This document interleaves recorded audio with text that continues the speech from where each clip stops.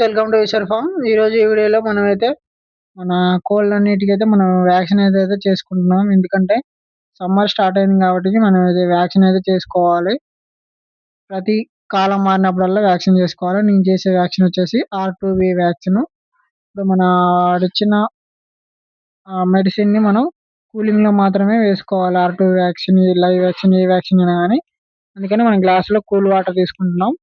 Next ఆ medicine లో వచ్చిన రెడ్ కలర్ వాటర్ ని మనం కింద ఒక చిన్న బాటిల్లో వేస్తాడు. ఆ మెడిసిన్ ని అందులో వేసుకొని బాగా ఉప్పుకొని మళ్ళీ తీసి మన పెద్ద డబ్బాలో రెడ్ వాటర్ లో అయితే కలుపుకోవాలి.